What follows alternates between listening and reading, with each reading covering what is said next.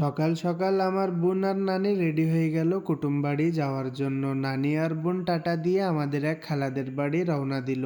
বাসায় আমি একা রয়েছি, তাই ঝেঁটা নিয়ে প্রথমে উঠোনটা ভালো করে ঝাড় দিয়ে পরিষ্কার করে নিলাম। আমার বোনের রুমের সব জিনিসগুলো এলোমেলো হয়ে রয়েছে, দেখতে তো পারছেন। এগুলো ঠিক করার দায়িত্বটা আজকে আমার। বোনের বই খাতাগুলো শোকেজের উপর সাজায় রাখলাম আর টেবিলের জিনিসগুলোও গুছায় রেখে দিলাম। নানা কাজ থেকে আজকে সকাল সকাল বাড়ি ফিরলো আর মুরগিদের খাতি দিল। মুরগিদের সাথে আজকে একটা কবুতরও এসেছে। তারপরে নানা রাজাদের কুড়ো মাকাই দিল আর একটু আদরও করে দিল। রাজাদের পানি দেওয়ার পরে নানা মোরগ মুরগিদের জন্য পানি রেখে দিল উঠোনে। 3-4 দিন পরে নানা আজকে খেতে চলে এসলো ভেন্ডিগুলো তুলবে বলে। একটা একটা করে ভেন্ডিগুলো নানা তুলে নিল। ভেন্ডির কোয়ালিটি আর সাইজটা আপনারা নানার মুখের খুশি দেখে বুঝতে তো পারছেন। নানি আর বোন গেছে কুটুম বাড়ি, তাই আমরা দুই ভাই বসে খাওয়া দাওয়া করে নিলাম। খাওয়া দাওয়া শেষ করার পরে থালা বাসনগুলোও ধুয়ে রেখে দিলাম। বাড়ি একা থাকার কারণে বিকেলে সাইকেল নিয়ে ভাগাড়ে চলে আসলাম আর মাঠের ভিউটাও খুব সুন্দর দেখা যাচ্ছে। বাড়ি আসার পরে রাজাদের ঘরে তুলে দিলাম। 2-3 পিস রান্না গোশ ছিল, তাই ছোট ছোট করে ঝাল পেঁয়াজ দিয়ে ভেজে নিলাম। নানা আর আমি রাত্রি খাবো বলে। আবার দেখা হবে নেক্সট মিনি ব্লগে। আল্লাহ হাফিজ।